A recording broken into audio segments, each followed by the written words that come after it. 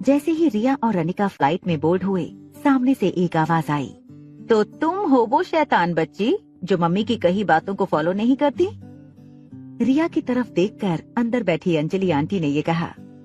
Flight पर Anjali aunty और Kishan uncle को देखकर अनिका सरप्राइज हो गई। अंजलि आंटी ने रिया को हक करते हुए कहा, oh my god, look at her, कितनी खूबसूरत आंखें हैं। She looks like an angel right from the heaven. Kishan ji ने रिया को अपने पास बुलाकर बैठा लिया। वो रिया के साथ बातें करने लगे। अनिका और अंजलि फ्लाइट के दूसरे किनारे पर बने एक छोटे से काउच पर बैठ गए। फ्लाइट अंदर से बेहद शानदार थी। एयरक्राफ्ट के अंदर 2 बेडरूम्स भी दिए गए थे। रोहित ने इस बात का खास ध्यान दिया था कि अनिका अपने ट्रेवल के दौरान सोना चाहती थी। अंजलि ने अनिका के सामने रोहित की तारीफ करते हुए कहा, रोहित अपने वादों का पक्का है और उसका टेस्ट ऑसम है, लाजवाब। आजकल की जनरेशन के लड़कों में ऐसा क्लास कहाँ देखने मिलता है। जब उसे पता चला कि तुम हमारी भांजी हो, उसने हम दोनों का ट्रेवल साथ ही फिक्स कर दिया। किशन अभी पूरी तरह से ठीक नहीं हुए। मैंने सोचा तुम रोहित की दादी का ऑपरेशन करने दिल्ली जा ही रही हो, उसी हॉस्पिटल में थोड़े दिन किशन भी अंडर ऑब्जर्वेशन रहेंगे तो अच्छा होगा। अनिका ने अंजलि आंटी से कहा कि वो सर्जरी से पहले थोड़ा आराम करना चाहती थी। उसने जब अपनी मेडिकल कंडीशन के बारे में अंजलि मामी से कहा तो अंजलि आंटी भी फौरन मान गईं। मामी ने अनिका से कहा, तुम रिया की चिंता मत करो, मैं और तुम्हारे मामा यहाँ उसका ख्याल रखेंगे। तुम अंदर बेडरूम में जाकर आराम करो। 1 घंटे के अंदर फ्लाइट ने दिल्ली रनवे पर लैंड किया। एयरक्राफ्ट से बाहर निकलने के बाद नीचे खड़े गार्ड ने चारों पैसेंजर के ऑफिशियल पेपर वर्क चेक की और उन्हें रोहित की भेजी हुई गाड़ी में बैठा दिया। रास्ते में अंजलि मामी ने अनिका से कहा, बेटा इफ यू डोंट माइंड, तुम अपने मामा को हॉस्पिटल की स्पेशल वार्ड में ले जाओ। मैं रिया को लेकर घर जाती हूँ। हम दोनों वहाँ थोड़ा आराम कर लेंगे, फिर तुम लोगों से मिलने हॉस्पिटल आ जाएंगे। अनिका वैसे भी रिया को हॉस्पिटल नहीं ले जाना चाहती थी, इसलिए उसने मामी की ऑफर को मान लिया और कहा, मामा की बिल्कुल चिंता न कीजिएगा और उनका ख्याल रखने के लिए मैं तो हॉस्पिटल में हूँ ही। मामा ने इस बात पर तुरंत आगे की सीट से पीछे मुड़कर कहा, बेटा जब से तुमने मेरी सर्जरी की है तुम्हारा मामा पहले से ज्यादा फिट हो गया है। और बेटा जब से तुम मिली हो हमें किसी बात की फिक्र नहीं। थोड़ी देर में गाड़ी दिल्ली की लाइफ केयर हॉस्पिटल की गेट में दाखिल हुई। ये हॉस्पिटल भी खुद मारवा परिवार की ही थी, मगर मनाली के मुकाबले इस हॉस्पिटल में काफी मॉडर्न टेक्निक्स और इक्विपमेंट्स मौजूद थे। देश भर के वीवीआईपी भी यहीं पर आकर अपनी ट्रीटमेंट करवाते थे। इस हॉस्पिटल में जाकर किसी को भी 1 सेकंड के लिए ये ख्याल जरूर आता कि आखिर ये हॉस्पिटल है या कोई 5 स्टार होटल। अनिका ने हॉस्पिटल के कुछ स्टाफ के साथ मिलकर किशन अंकल को हॉस्पिटल के वीवीआईपी वार्ड में एडमिट किया। एडमिट करने के बाद बेड पर लेटे हुए किशन मामा ने अनिका से कहा, बेटा अब मैं बिल्कुल ठीक हूँ। मैं तो चाहता था कि घर चला जाऊं और तुम्हारी बेटी रिया के साथ थोड़ा और खेलूं। बड़ी प्यारी बच्ची है, उसके साथ फ्लाइट में कब वक्त निकल गया पता ही नहीं चला।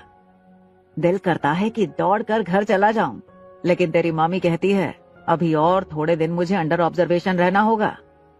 अनिका ने एक प्यारी सी मुस्कुराहट के साथ मामा की बात का जवाब दिया, मामी ठीक ही तो कह रही हैं, थोड़े दिन और अंडर ऑब्जर्वेशन रहेंगी तो हर्जी क्या है, better safe than sorry. Kishan uncle को वीवीआईपी वार्ड में सेटल करने के बाद अनिका को आईसीयू में जाना था। उसने रोहित की भेजी हुई अपनी दादी की सारी रिपोर्ट्स पहले से भर ली थी। अब उसे जल्दी से सर्जरी शेड्यूल करनी थी और दादी माँ का इलाज करना था। उसे पता था कि ऑपरेशन सक्सेसफुल होने के बाद ही उसे उसके बेटे की इंफॉर्मेशन मिल सकती थी।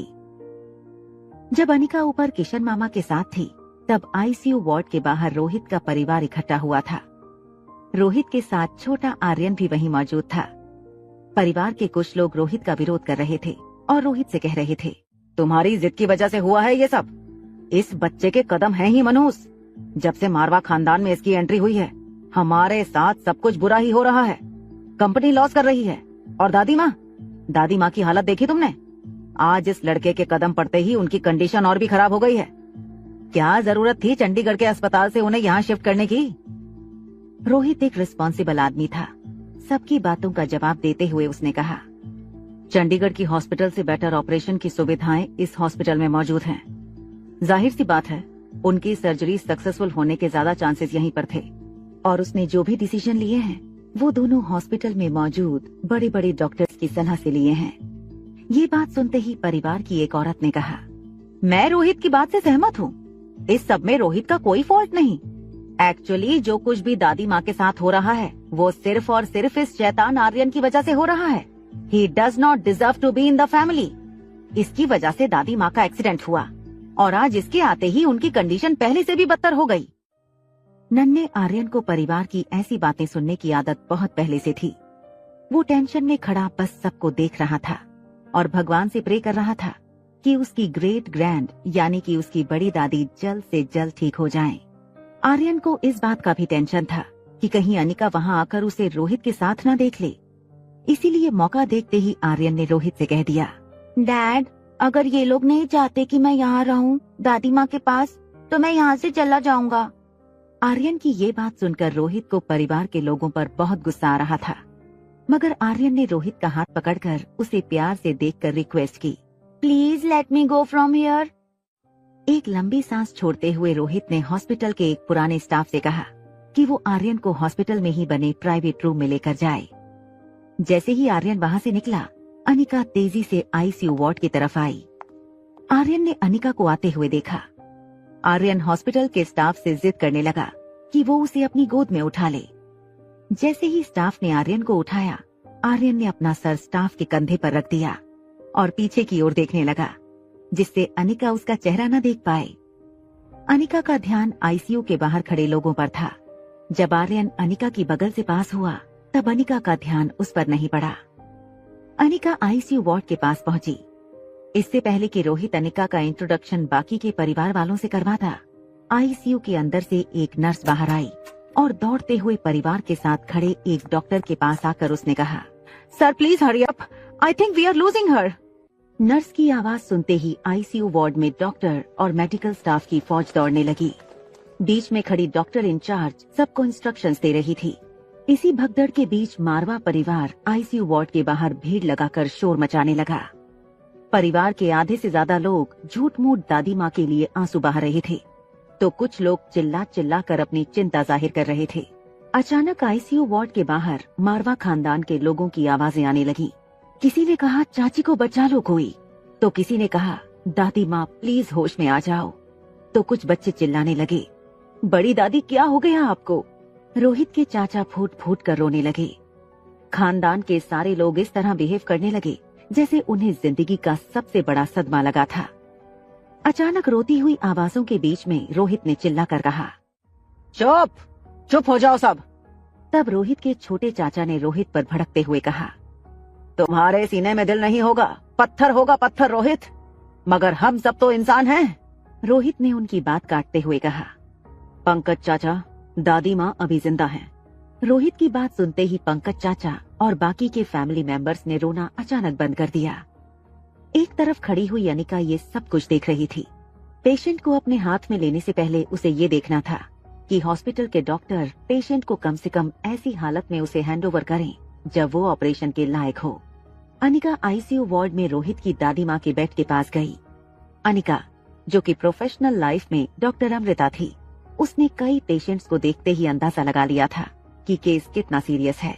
इस बार भी कुछ ऐसा ही हुआ। दादी माँ को देखते ही अनिका ने तुरंत रोहित की ओर देखा। अनिका की आंखों में देखकर रोहित समझ गया था कि दादी माँ की कंडीशन बहुत ज्यादा क्रिटिकल थी। रोहित अनिका के पास आकर उसे रिक्वेस्ट करने लगा, दादी माँ को ठीक कर दीजिए अनिका जी। मुझे पता है कि आप चमत्कार कर सकते हो, आपने पहले किया भी है। प्लीज मेरी दादी माँ को बचा लीजिए, ये मेरे लिए बहुत जरूरी है। अनिका ने रोहित को कभी इतना बेबस और लाचार नहीं देखा था। हमेशा एटीट्यूड से बात करने वाले रोहित की बातों में आज अलग ही मजबूरी थी। इस वक्त अनिका के लिए रोहित के इमोशंस को संभालने से ज्यादा जरूरी था दादी माँ को ऑपरेशन के लायक बनाना। बेड के पीछे लगे मॉनिटर के पास जाकर अनिका कुछ रीडिंग लेने लगी। उसने दादी माँ का शरीर देखा जो बिल्कुल निर्जीव था, ना कोई हलचल ना कोई मूवमेंट। अनिका बस गौर से पेशेंट की कंडीशन देखे जा रही थी। तभी दादी माँ के बिल्कुल पास खड़ी एक डॉक्टर की आवाज सुनाई दी, इलेक्ट्रिक शॉक के लिए तैयार, 200 वॉट्स। एक जोरदार आवाज आई। दादी का शरीर हवा में उछलकर फिर से बेड पर गिरा। ये देखकर रोहित के इमोशन सब कंट्रोल से बाहर हो गए थे। रोहित को लगा कि उसने अपनी दादी माँ को खो दिया था। फिर एक मशीन में से आवाज आने लगी। मशीन की आवाज सुनकर पेशेंट के आसपास खड़े सब लोग अचानक शांत हो गए। सारी नर्सेज ने चैन की सांस ली। दादी माँ का हार्ट फिर से धड़कने लगा था। रोहित की आंसू भरी आंखों में अचानक एक उम्मीद दिखाई देने लगी और उसके मुंह पर एक स्माइल आ गई। अनिका ने रोहित के रिएक्शन नोटिस किए। इससे पहले कि रोहित और उम्मीद बांध लेता, अनिका ने रोहित से कहा, देखिए, please don't mind me saying this, but don't be over optimistic. आपकी दादी माँ की जो कंडीशन है वो अपनी सहन शक्ति की लिमिट के पार पहुंच चुकी है और अभी अभी जो उन्हें कार्डियक अरेस्ट आया था उसकी वजह से उनकी बॉडी में मल्टीपल ऑर्गन फेलियर की संभावना बढ़ गई है। अगर वक्त रहते उन्हें होश नहीं आया तो आई एम अफ्रेड आपकी दादी माँ का बच पाना बहुत मुश्किल होगा। तभी रोहित की दादी का इलाज कर रही हॉस्पिटल की चीफ डॉक्टर ने अपना मास्क उतारा। वो एक काफी यंग और प्रभावशाली लड़की थी। एक डॉक्टर की हैसियत से उसकी पर्सनालिटी काफी अट्रैक्टिव थी। उसकी आवाज में काफी ज्यादा पोलाइटनेस थी। दादी माँ की कंडीशन को ध्यान में रखते हुए वो एकदम धीमी आवाज में सबसे बातें कर रही थी। डरे हुए रोहित ने डॉक्टर से पूछा, डॉक्टर शालिनी, दादी माँ तो हमेशा से हेल्दी थी, फिर अचानक क्या हो गया उन्हें? इस बात पर डॉक्टर शालिनी मेहरा ने रोहित से हमदर्दी दिखाते हुए कहा, दादी माँ अब 80 साल की हो चुकी हैं। उनकी बॉडी अब पहले जितनी हेल्दी और फिट नहीं रही। रोहित ने ये बात सुनते ही अनिका से पूछा, तो क्या हमें तुरंत ऑपरेशन कर देना चाहिए? अनिका ने रोहित को समझाते हुए कहा, नहीं, अभी नहीं, क्योंकि इससे पहले कि अनिका आगे कुछ कहती, डॉक्टर शालिनी मेहरा ने अनिका की बात काटते हुए कहा, दादी जी फिलहाल बहुत वीक हैं। हमने उन्हें अभी अभी मौत के मुंह से बाहर निकाला है। अगर अभी उनके ऊपर सर्जरी की गई तो ऑपरेशन उनके शरीर को और ज्यादा नुकसान पहुंचा सकता है। अनिका ने शालिनी की बात जरूर सुनी, मगर बिना कुछ बोले वो दादी माँ को ऑब्जर्व कर रही थी। दादी माँ की आंखें बंद थीं, उनका शरीर कमजोर पड़ चुका था और उनका चेहरा गहरी झुर्रियों से भर चुका था। उन्हें देखकर ऐसा बिल्कुल नहीं लग रहा था कि पेशेंट में अभी जान बाकी थी। अगर इस वक्त उन पर सर्जरी की जाती है तो हो सकता है उनके ब्रेन में ब्लड क्लॉट, उनके ब्रेन में ब्लड सर्कुलेशन ज्यादा टाइम तक और ओके नहीं रहता और फ्यूचर में भी उनके होश में आने के चांसेस बहुत कम हो जाते। ये बात करते हुए शालिनी, रोहित और अनिका आईसीयू वार्ड से बाहर निकले। तब पंकज चाचा और उनकी फैमिली ने डॉक्टर शालिनी की बातें सुनी। शालिनी की बात सुनकर पंकज चाचा ने लाउड रिएक्शन देते हुए सबसे कहा, सुन लिया डॉक्टर ने क्या कहा? माँ के बचने के चांसेस बहुत कम हैं। मैं अपनी माँ को खो दूंगा। अरे क्या बिगाड़ा था मेरी माँ ने उस लड़के का जो इतनी बड़ी सजा मिली मेरी माँ को। रोहित, हम सब ने तुमसे कहा था कि आर्यन को अपनी जिंदगी से और हमारे घर से कहीं दूर भेज दो, मगर तुम नहीं माने और तुमने उसे अपने साथ रखा। और उस शैतान लड़के ने क्या किया? उसने मेरी माँ को जान से मारने की कोशिश की, उसे सीढ़ियों से धक्का दे दिया और अब हम सुन रहे हैं कि मेरी माँ के बचने के कोई चांसेस नहीं हैं। ये सब तुम्हारी जिद की वजह से हुआ है रोहित, और उस शैतान बच्चे आर्यन की वजह से। रोहित को अपने चाचा की बातों पर गुस्सा तो बहुत आ रहा था, मगर इस वक्त वो जानता था कि सिचुएशन उसके और आर्यन के खिलाफ थी और सारी फैमिली एक तरफ होकर सिर्फ आर्यन को गुनहगार मान रही थी। पंकज चाचा की उम्र 55 साल की थी। वो कद काठी से छोटे थे, मगर उनके फेस पर काफी एनर्जी थी। उनकी चाल और उनकी आंखें देखकर साफ पता चलता कि वो एक बहुत श्रूड इंसान थे, जिसे जिंदगी का बहुत ज्यादा तजुर्बा था और वो हर चीज सिर्फ अपने फायदे के लिए इस्तेमाल करना जानते थे। उनका बेटा आयुष देखने में बिल्कुल मारवा खानदान के लड़कों जैसा ही था। कद काठी में बिल्कुल रोहित जैसा, मगर पर्सनालिटी बिल्कुल रोहित के ऑपोजिट थी। रोहित जितना डैशिंग था उतना ही आयुष दिखने में ढीला ढाला सा लगता था। वो जिस प्रकार से हंसता था उसे देखकर ये लगता था कि आयुष उन अमीर माँ बाप की बिगड़ी औलादों में से है जिसे ना तो लाइफ में कुछ करने की इच्छा है और ना ही कुछ बनने का मकसद। आयुष ने अपने पापा पंकज को समझाते हुए कहा, पापा ऐसे मत कहिए, उस बेचारे बच्चे आर्यन का क्या कसूर है? आयुष को आर्यन की साइड लेते देख रोहित सरप्राइज हो गया। तभी आयुष ने आगे कहा, वो कोई नॉर्मल बच्चा तो है नहीं, वो दिमागी तौर से बीमार है। He is mentally ill. वो बाकी बच्चों की तरह आसानी से कोई बात समझ नहीं सकता है। जब उसने दादी माँ को धक्का दिया था तब उसे क्या पता कि वो क्या कर रहा था। उस पागल बच्चे को दादी माँ को धक्का देते हुए शायद मजा आया, इसलिए उसने वो कर दिया। अब उसके मन में थोड़ी ना था कि वो दादी माँ को चोट पहुंचाए। बस उसके पागलपन में उससे ये सब हो गया और उसे पता भी नहीं चला। क्यों रोहित भैया? आयुष की ये बात सुनकर रोहित ने अपनी आंखें बंद कर ली और जोर से अपनी मुट्ठी दबा ली। तभी वहां पंकज चाचा का पोता आया। विहान उम्र में ठीक आर्यन के आसपास का था, मगर शरीर से मोटा होने की वजह से प्यार से मारवा फैमिली में लोग उसे लड्डू कहकर बुलाते थे। उसका नाम लड्डू इसीलिए रखा गया था क्योंकि उसके गाल गोल गोल और मोटे थे। उसके गाल दबाने पर बिल्कुल ऐसा लगता था जैसे कोई मोतीचूर के लड्डू हाथ में पकड़कर खड़ा हो। लड्डू जब भी हंसता तो उसकी आंखें अपने आप बंद हो जाती, मगर लड्डू अपने नाम के गुणों से बिल्कुल विपरीत था। उसे बात बात पर गुस्सा आ जाता, बात बात पर जिद करता, और आज जब से वो हॉस्पिटल में आया था बस एक ही बात सुन रहा था। आर्यन की वजह से बड़ी दादी की जान खतरे में थी।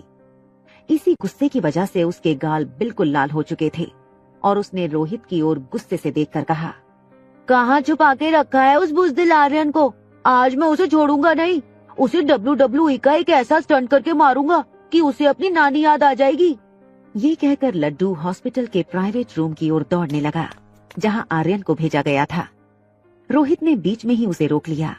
रोहित ने जब लड्डू को रोकना चाहा तो किसी तरह रोहित के हाथ से टकराकर लड्डू जमीन पर गिर गया। लड्डू का भारी शरीर जब जमीन से टकराया तो हॉस्पिटल फ्लोर पर एक जोर की आवाज आई और लड्डू जोर जोर से रोने लगा। जब पंकज और आयुष ने उसे उठाया तो लड्डू ने रोहित की ओर इशारा करते हुए कहा, रोहित चाचा मुझे मारना चाहते हैं, जैसे आर्यन ने बड़ी दादी को मारा। रोहित अनिका और डॉक्टर शालिनी से अपनी दादी माँ की कंडीशन के बारे में डिस्कशन करना चाहता था, मगर मारवा खानदान ने ये मौका पकड़कर आर्यन के खिलाफ मोर्चा खोलने के लिए इस्तेमाल किया था।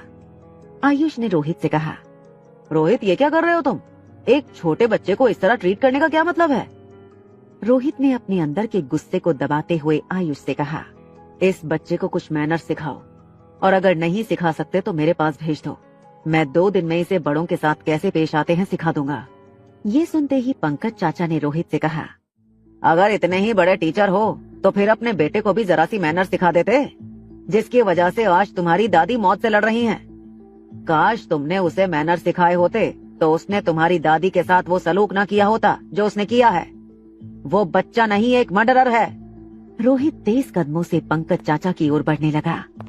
रोहित के जूतों की आवाज सारे कॉरिडोर में गूंजने लगी।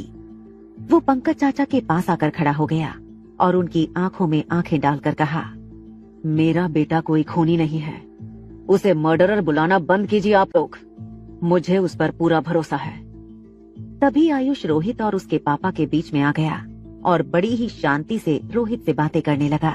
देखो रोहित, इस बात का कोई मतलब नहीं कि तुम उस पर ज्यादा ट्रस्ट करते हो या हम पर, मगर तुम्हें सीसीटीवी फुटेज और सर्विलांस कैमरा पर तो ट्रस्ट करना ही होगा, जिसमें साफ दिख रहा है कि आर्यन ने दादी माँ को धक्का दिया था।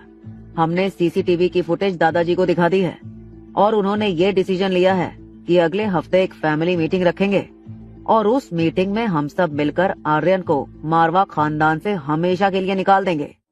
आर्यन के खिलाफ 2 सबूत थे, एक तो वो सीसीटीवी कैमरा की फुटेज और दूसरा घर के नौकरों की गवाही। नौकरों ने कहा था कि उस दिन आर्यन किसी बात पर दादी माँ से नाराज हो गया और उसने दादी माँ को सीढ़ियों से धक्का देकर नीचे गिरा दिया। सीसीटीवी कैमरे का फुटेज पीछे से लिया गया था, जिसमें दादी माँ गिरते हुए साफ नजर आ रही थी। आर्यन का चेहरा नहीं दिख रहा था, मगर उसके हाथों की एक्शन से साफ पता चलता था कि उसी ने दादी माँ को धक्का दिया था। मारवा खानदान के पास आर्यन के खिलाफ विटनेस भी थे और एविडेंस भी, इसलिए रोहित के पास बस सिर्फ एक ही ऑप्शन बच गया था कि किसी तरह उसकी दादी माँ फिर से होश में आए और सबको बता दें कि आर्यन बेकसूर है। जब हॉस्पिटल कॉरिडोर में ये सब कुछ चल रहा था, तब आर्यन वहीं पीछे खड़ा सब कुछ सुन रहा था। आर्यन के मुंह पर मास्क था और उसने एक छोटी सी पीपीई किट पहन रखी थी। मास्क के ऊपर आर्यन की आंखों से निकलते आंसुओं से साफ पता चल रहा था कि आर्यन बहुत दुखी था और शायद काफी देर से रोए जा रहा था। आर्यन का रोना इस वजह से नहीं था कि मारवा खानदान उसे बुरा समझता था या उसे मारवा खानदान से बाहर निकालना चाहता था। उसे चिंता थी तो बस एक ही बात की चिंता थी, उसकी बड़ी दादी किसी तरह वापस पहले जैसी हो जाए। वो मन ही मन भगवान को प्रे कर रहा था कि उसे उसकी बड़ी दादी उसे वापस मिल जाए और फिर से उसकी दादी पहले की तरह आर्यन के साथ खेले, उसे प्यार करे। आर्यन ने कॉरिडोर में अनिका को देखा। आर्यन को पता था कि उसकी मॉम एक बहुत बड़ी डॉक्टर थी और अगर दादी माँ को कोई वापस ठीक कर सकता था तो वो सिर्फ उसकी मॉम थी। आर्यन दौड़कर अनिका के पास गया और पीछे से अनिका के पांव पकड़कर अनिका से लिपट गया। अनिका को पकड़कर आर्यन जोर जोर से रोने लगा। आगे की कहानी जानने के लिए देखें अगला एपिसोड।